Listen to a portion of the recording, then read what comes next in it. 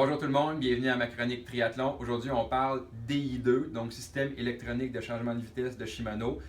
Beaucoup de triathlètes utilisent le DI2, puis quand je roule avec des athlètes, des fois je réalise que tout le monde ne l'utilise pas à son plein potentiel. Donc on va prendre quelques secondes ensemble pour voir le bon fonctionnement. Donc le DI2, évidemment, changement de vitesse, soit sur les base bars ou soit sur le guidon aéro.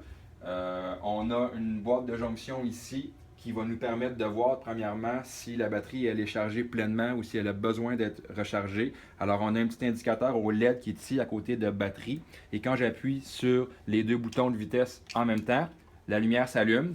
Quand la lumière s'allume vert et qu'elle ne flash pas, ça veut dire que la batterie est pleine à 100%. Si la lumière flash 5 fois qui est vert, ça veut dire qu'on a environ 75% de la charge de fait. Si la lumière est rouge et qu'elle flash, ça veut dire qu'on a environ 25%. Et si elle est rouge et qu'elle est solide, qu'elle ne flash pas, la batterie est presque à plat. D'ailleurs, la batterie, quand elle est presque à plat, le dérailleur avant ne fonctionne plus, juste celui arrière pour garder le plus de charge possible pour rentrer à la maison avant qu'il n'y ait plus de vitesse. Donc, chose importante à savoir, on peut donc vérifier le chargement de sa batterie avant de commencer.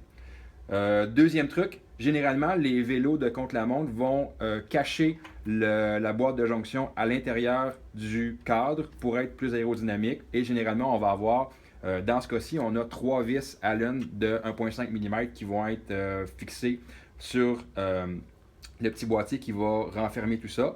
Donc, un des problèmes, c'est qu'on n'a pas accès à la batterie pour voir le chargement de la batterie et non plus, on n'a pas accès à la batterie pour faire les ajustements parce qu'on va voir ensemble que c'est très facile d'ajuster les vitesses en roulant ou le matin avant un triathlon par exemple ou si vous devez changer de roue, des choses comme ça.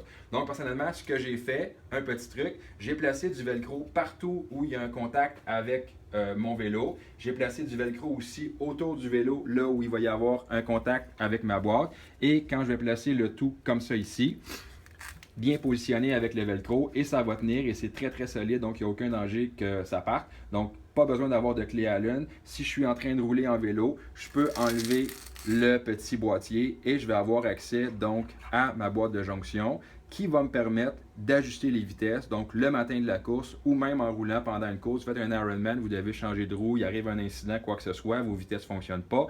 On peut ajuster les vitesses tout en pédalant. Alors je vous montre maintenant comment, c'est très simple. En fait, on ajuste les vitesses dérailleur arrière seulement avec la boîte de jonction. Vous devez appuyer ici pendant quelques secondes sur la boîte de jonction. La lumière rouge va s'allumer. Ça va vous permettre maintenant de faire les changements de vitesse.